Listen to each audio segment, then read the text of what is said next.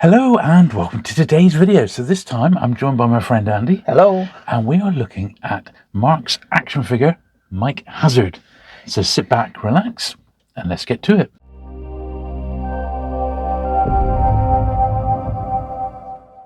Right then, Andy. So, well, I don't know hardly anything about Mike Hazard. I knew they existed, but Yeah. seeing them right here, right now, with all these bits and pieces, I don't know where to start. So I'm in your hands. Tell us a bit about Mike Hazard then. Okay, well, Marx Toys of the American company released a lot of figures in this scale. We'll have a look at some of them later in a book about the figures. Yeah.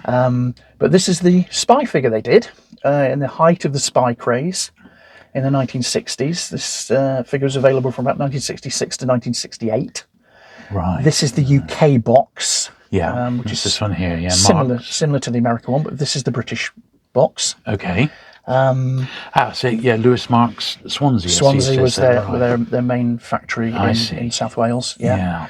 And yeah, it's just a great figure. It wasn't the only spy figure released in the 60s.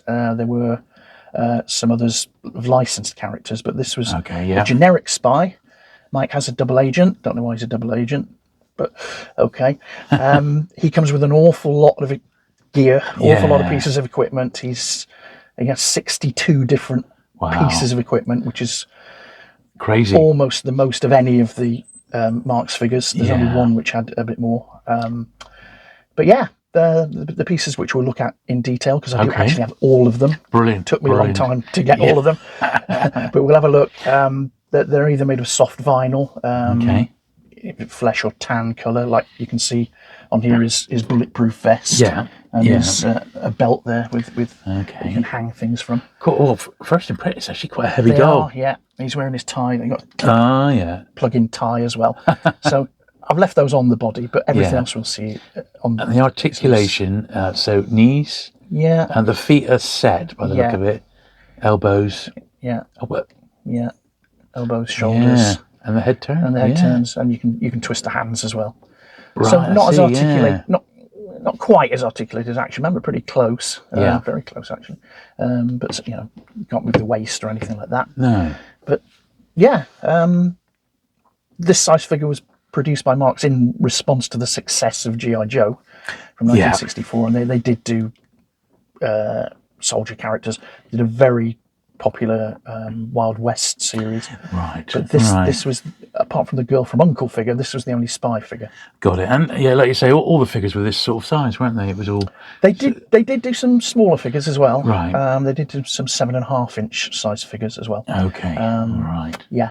And some even smaller ones actually. Really? In later years. But yeah, they're great toys. They're such great toys. Absolutely. And this you name a spy series or movie from the 60s, they've incorporated all sorts of things from, be it Danger Man, Secret Agent, Bond.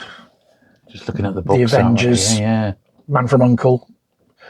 All the crazy spy gear, of which there was lots on sale for kids in the 60s. They've incorporated a lot of that sort of thing into this beautiful super spy figure. Great imagination, lots of playability. Yeah. This is the equipment manual. Okay, so let's have a bit of a closer look at that then. So, I mean, it's almost like you do need a guide, don't you, for this? Because there's so much. You need a guide to know. I've never seen anything so detailed. If you're buying one of these, what's missing. Yeah. We're going to lay out all the equipment next, I think, and have a really good look. Yeah. But just one thing I found in this issue fantastic. It's the only advert I've ever found. So these are the British Marvel reprints, aren't they? Yeah, from the 60s ones, yeah. And there's Mike Hazard in here. Yeah, and page 15. 15, so we got on a little bit. It's the only advert I've ever managed to find. Black and white Marvel reprints, and then... Is from November 67. There it is. Right. Yeah. There's a little advert with him. Want to be a helicopter pilot, an expert marksman, double agent. Double agent Mike Hazard. 32 shillings and 11 pence. So it wasn't a cheap toy. No. But yeah, so that would be in the lead up to Christmas 67. And that's the only advert we know of that. That's the only one I've ever spotted. ever come across. Yeah. There may be American ones for him. It's the only British one I've ever come across. Yeah. But yeah, so that nails the date, certainly when it was available in this country. Awesome. And this here you got in the box, with the figure, almost like a guide. Yes. How to attach things, various things. See the stiletto you can clip behind the tie, and there's all sorts of neat little tricks. And consequently, over the years, because this is what we're looking 50 plus years now, aren't we? Knocking on 60. Yeah. Those bits and pieces are just getting lost. Some of them are tiny, as we'll see in a second. Some of are very, very small. Yeah. So I think what we'll do next then is lay them all out and have a look. Okay. Yeah. Brilliant. Right then. So we got I don't know really where to start. This is disguises. Is that right? This is the disguises. Yeah. We'll have a look at the stuff on this side of the equipment manual first. Okie doke. Right. So we. Over you.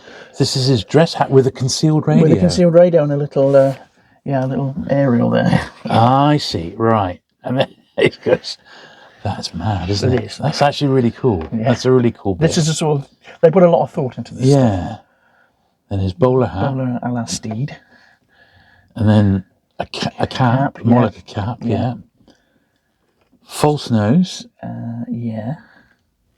With sort of glasses. Yeah.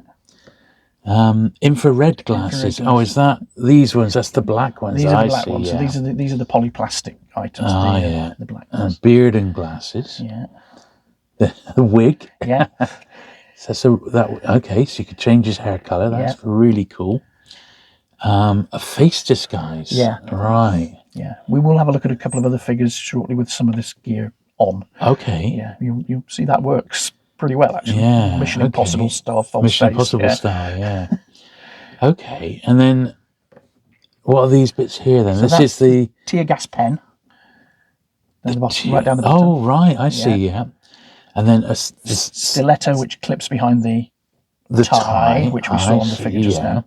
And is this a pipe? That's the pipe pistol, two-part pipe pistol. So that pulls apart. Yeah, it does.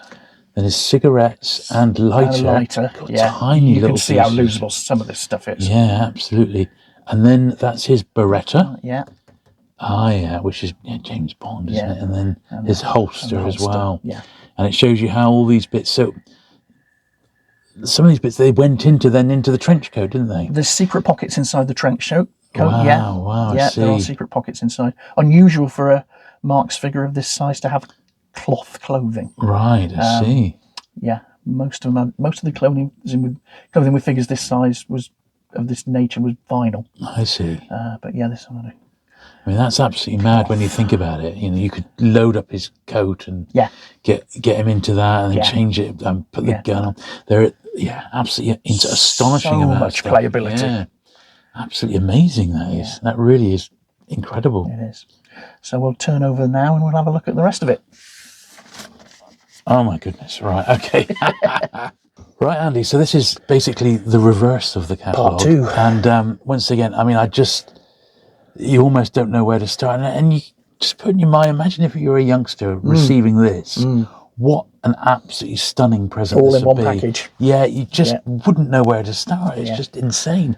When you think, I've thought about it, when you had like an Action Man or something where you get a handful of accessories.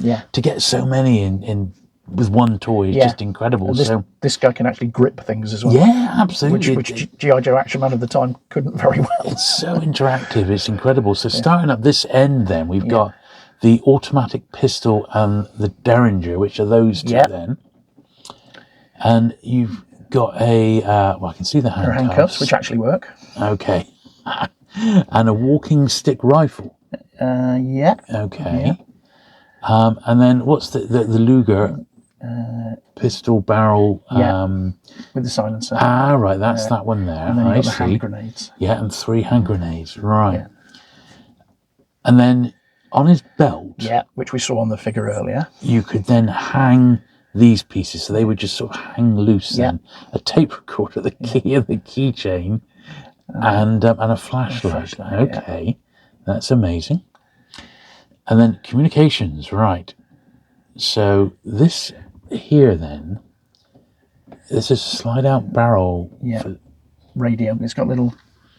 Oh, I see. It's got a little areas there. Okay. And you've got a stock and a barrel that you can actually clip inside it, and it makes a concealed machine gun. Oh, I see, like that. Yeah. Yeah. Okay. There's the two pieces just next to it. And that's the bits that go into it, yeah. I see. And then you've got the wrist radio, a la Dick Tracy. Ah, right. So they're not missing a trick with the little aerials with the TV as well, there, That's brilliant. Wrist TV, that's it. Okay. Now, this is the Gladstone bag. Yeah. Now, that's this thing then. That's right, which you could put a cap inside. So this would have been, like you could buy a roll of caps? Yeah. Right. Yeah, loads of the caps. You could put them in, throw this. Put it on there, hits the ground and bang.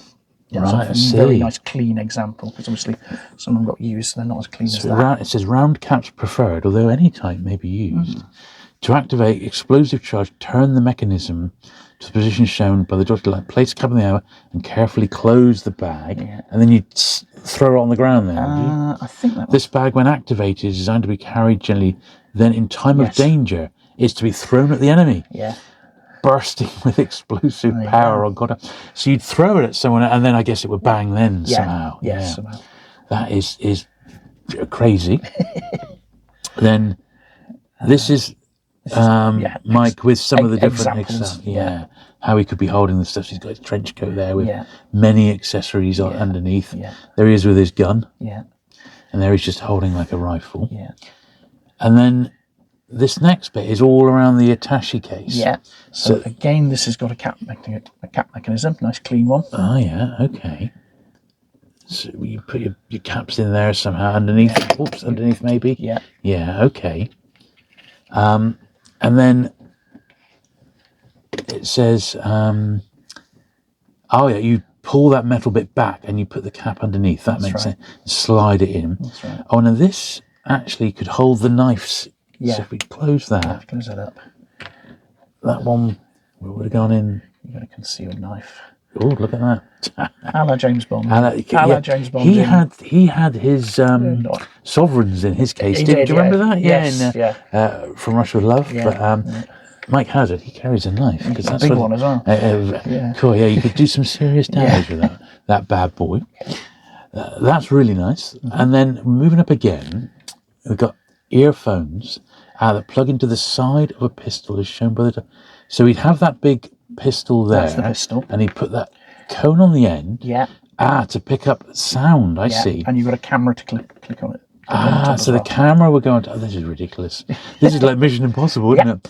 And then he'd have that to connect to it, and then put around his ears. Yeah. It's just ridiculous. That is really good. So it would be like he could hear from a distance. Got it. And film. And film, of course, as well. And then at the top, then we've got the combat armament. Yeah.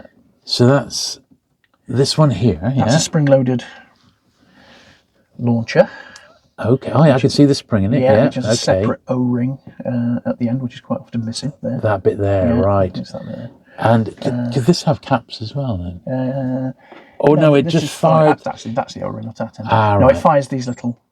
Fires those like grenades, like little grenades. Yeah. Oh, yeah. I see the illustration now, the grenade. You click a bayonet on, that's the bayonet. You click that. That's onto the machine gun. So you can use your Luger. Yeah. You take off the silencer and you can clip these bits on. That's your sight, your magazine there. You've got a bayonet if you want it, and a stock to clip into the end. I see. To make a super duper gun. That is absolutely crazy, isn't it? Yeah. And it would actually, like this one, it would actually fire. That would actually fire. Yeah. That is just incredible. Yeah. Wow. Indeed. Brilliant stuff. We'll have a look at in a minute at a couple of other figures with some of this gear on. Okay. Just before we do, they did release a couple of other items to do with Mike Hazard. All right. Which I don't know. We'll put up pictures. They released something called an intelligence locker. Okay. It seems like this came out later than the actual figure. So you could use the items with any other action figure. I see. It didn't have quite as much equipment. It's basically just a cardboard box made to look like a locker. Yeah. It only had 58 pieces. There was no coat or belt for the coat. No face disguise, no false nose with glasses, that disguise. Okay. The soft vinyl accessories that came with the intelligence locker are dark brown and not tan. I see. So they're not this colour, they're dark brown. That's how to tell them apart. Right. It seems like that probably came out more in the early 70s. Right. So there is that. Yeah. And they also did a Mike Hazard Agent Action car, which seems unbelievably rare. Yeah. We'll put up a picture. It's the James Bond Aston Martin in all but name. It's got the same functions. There was one sold on a UK auction site recently, a boxed one with a mailer box, and that went for £950. Right. So I think we can safely say it's rare. Yes, indeed. I don't know how widely it was released. It's the only one I've ever seen. Yeah. The mailer box had sort of mailing stamps on it from Orlando, Florida, so it was certainly around in the States at least. Right. But that's incredibly rare. Absolutely. Yeah. Oh, fantastic. Right then, and so we've got the 3 versions that you've got. Just a little selection with some of the gear on. Yeah. And they are, I mean, truly fantastic. They look great. Yeah. This is the first one that we saw, wasn't it? Yes, with the bulletproof vest and the tie and the belt. Yeah, and those are the belts he would have hung the bits and pieces off. Yeah. Then the second one, the one in the middle there, now he's really accessorised, isn't he? So he's got his trench coat on, he's got the assembled gun and the radio. Yeah, the radio hat. And for all we know, he's got all sorts of things under his coat. Couldn't tell, mate. They're secretive guys. They are. And he's got his attaché case. Yeah, absolutely. I mean, brilliant stuff. And then the one on the right, that's got that gun with the. Oh, this has got the. This is the sound detector gun. Yeah, and it all assembled. And he's wearing the false face and the wig, so that's how they look on. Quite effective. Actually, really good, aren't they? Yeah, really effective. good. I mean, it looks like a different figure. Yeah, completely. And he's got his shoulder holster, which I can tell you is a pig to put on. Is it? And his gun and the wrist TV. There. The wrist TV. Oh, that's fantastic, isn't it? So just an idea of what some of the things look like.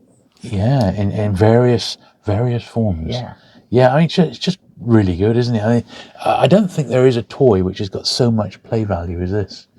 Not in one figure. No, it's just incredible. It's a real cracker. Yeah. How clever, and whoever designed it, probably a whole team of people. Yes, I don't know the names, unfortunately, but they must have worked at Marx. But they really excelled themselves. A big round of applause. Yeah, I mean, just nothing like it at all. No, it's great.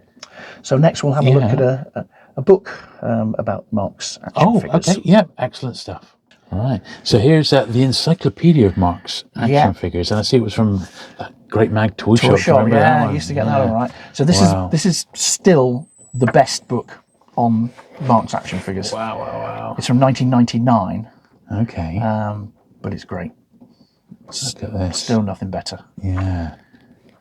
This looks incredible, isn't it? All in colour as well. Yeah, fantastic. Oh, well, we'll look at that bit in a minute. Yeah. Yes. We'll just flick through the rest of the book since we're here. Yeah. But it's a truly great book if you're after these things. Incredible. There's a huge amount of figures. Lots of the best of the West.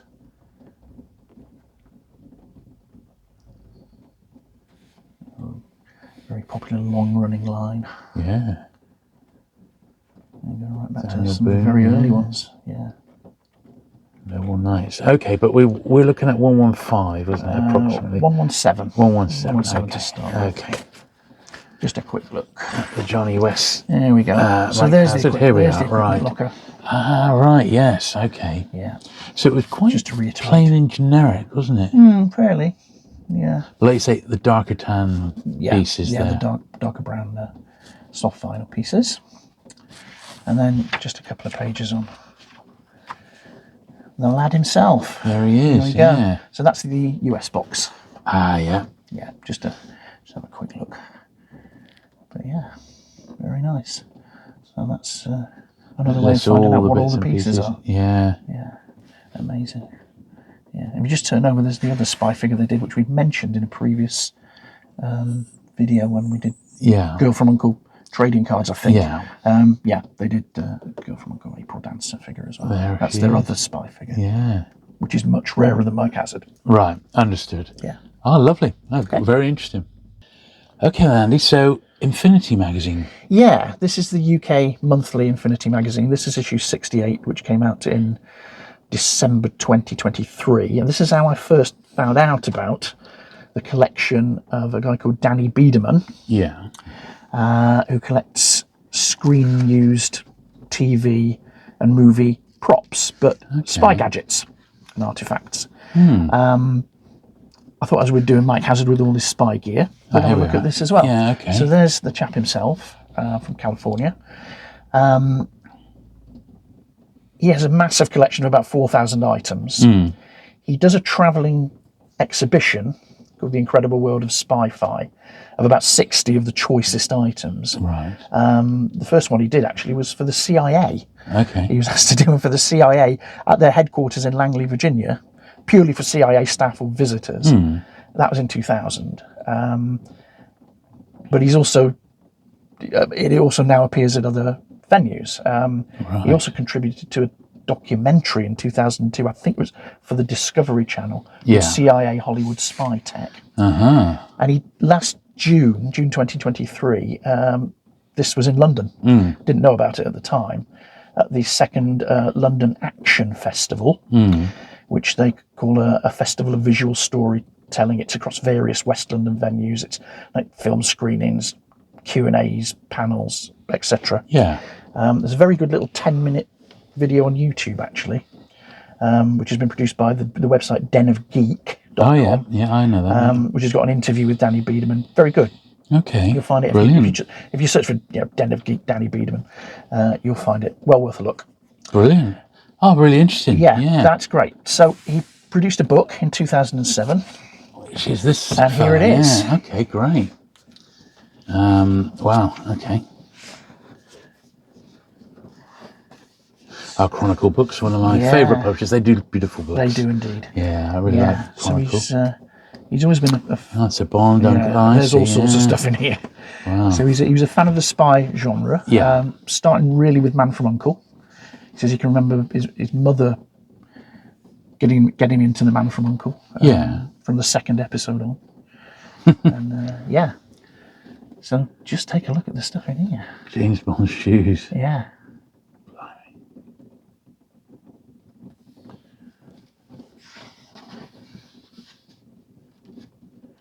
Roger Moore's Beretta. Yeah. Oh, no, it's Wolf PPK, beg your pardon. Yeah. Dr. No's Tarantula. That's one they made for publicity purposes. All right, I see. For publicity shots. Yeah. And a knife from the prototype case. Yeah,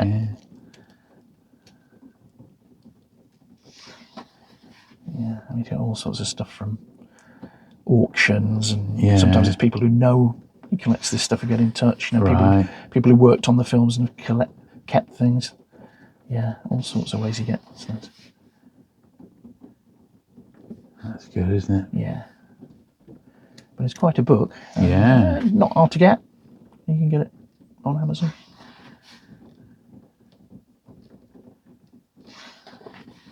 There we go, from Man from U.N.C.L.E., which is the show that really kicked him off. Yeah. And kicked him off his actual collecting as well. I think the first thing he ever got, he said, was in 1970. Which was MGM Studios basically were desperately in need of money. And they had a fire sale of props and costumes. Yeah, okay. In Hollywood. And he's from California. He lived in Tarzana, so he was only down the road. So he went to this auction and he bought, that looks familiar, doesn't it? Yeah. You can see where they got the ideas from, Marx.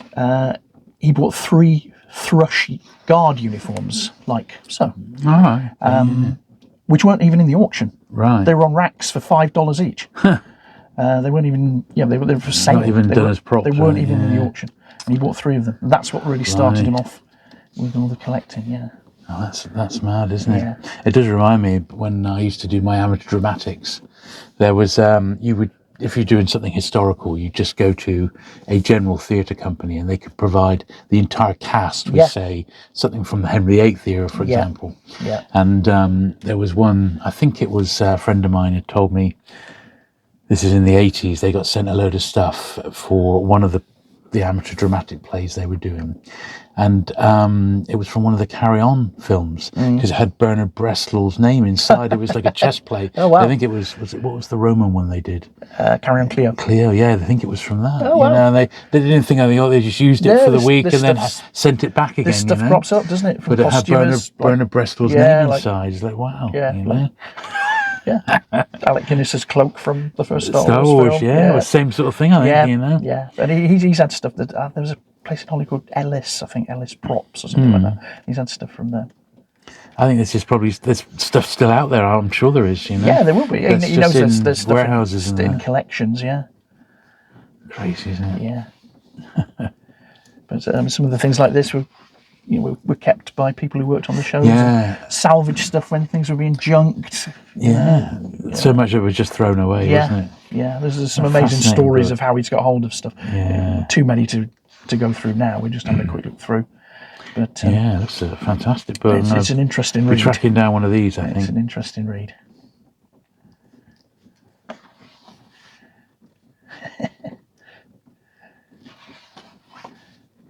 Mission Impossible. Yeah.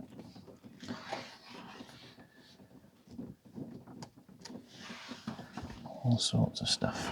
Yeah, that's one of the tape reels. Yeah, it's like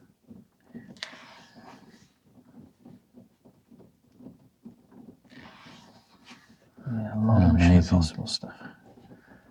Amazing.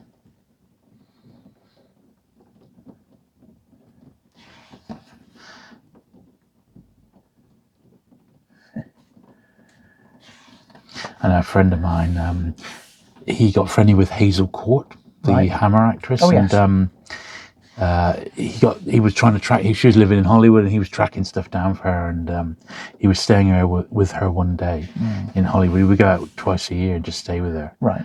And the door knocked over and said, "Hazel, you there?" And I just having breakfast. I said, "Yeah, come on in." And it was Peter Graves. With a tray of eggs. You know, he kept chickens apparently. He just strolled in, friend there, like he couldn't believe it. Like, what am I seeing here? Like, you know, that's original artwork from a Mad magazine spoof. Mad magazine parody. 1970. Yeah. Oh, fantastic. Yeah, he picks up all sorts of stuff. This guy.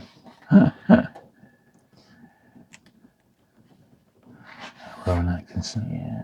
Get Smart. All right. Yeah. A bit of Get Smart stuff.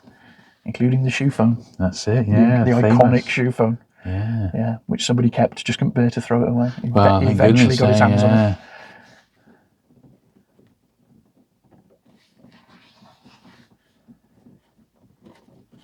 Wow. Yes, all sorts.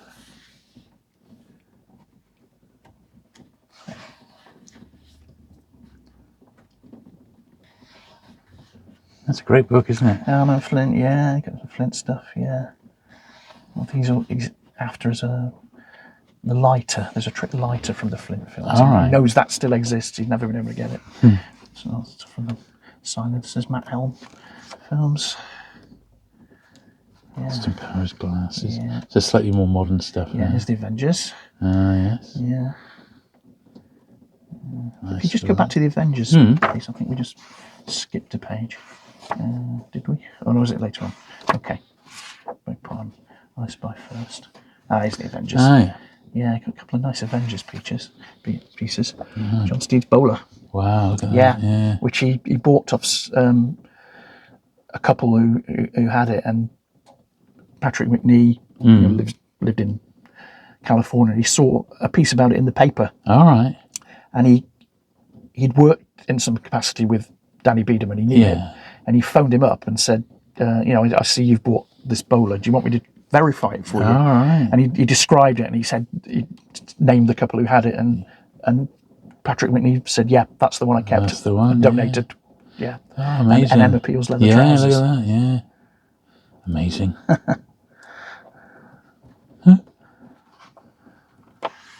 Storyboards. Cat.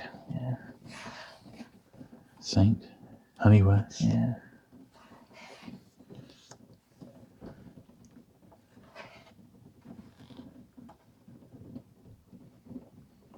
As you say, some more modern stuff as well. Alias. Yeah. There's all sorts. Brilliant. Yeah, great book, Andy. I think I'll be tracking this one down. Street, I think. Yeah, yeah, it's a lovely. good read. There's Desmond Road. Yeah. There we go. Excellent stuff. Excellent. Great. Okay, so this is a little catalogue. Just to finish off with some Gilbert toy items. As I said at the start, there were other action figures, spy ones, but they were licensed characters, and they were really these Gilbert ones. Who did James Bond, Honey West, and Man from U.N.C.L.E. So just a quick look. There's Honey West and her accessories. Yeah. Oh yeah. There's loads, wasn't there? Yeah. And Moon McDare as well. Yeah, with his dog. But here's the Man from U.N.C.L.E. and the Bond ones as well. Oh yeah. Yeah. Just a quick look at this. It's quite easy to get this catalogue, actually. It's a really lovely little catalogue. Yeah. Lovely little. It came with the figures, this one. But yeah, all the gear you could get and the actual figures. I don't know if the Bond figures came out in the UK. The U.N.C.L.E. ones did, with different head sculpts. A company called Cecil Coleman released them. And Cecil Coleman also released some Bond figures around the time of You Only Live Twice as well. They did a Bond and a Kissy Suzuki, which are extremely rare. Yeah. Okay, brilliant. Okay. Right, so this is the 10 numbered Gilbert figures. These are the small Gilbert starting figures. with number 1 here, which is James Bond, of course. Yeah. In his tuxedo. Yeah. These have got a little 29-cent sticker on some of these. So these were available with copyright date on them 65. So they might have been available for Christmas 65. I mean, made in Portugal. Yeah. They're from the first. Well, they're up to including Thunderball, the characters. Yeah, Bond with a gun in. Yeah, one of the very few with an actual accessory. Right. Yeah, but Thunderball's US premiere date was number 2. 22nd of December 65. So these might have been available for Christmas 65. If not, then definitely for 66. Oh, odd job. Odd job. Bond in his scuba outfit. Yeah. I mean, they're pretty crude little figures. Yeah. But some of these characters, the first appearances as action figures. Right, yeah. Goldfinger, Dr. No. So. Goldfinger, yeah.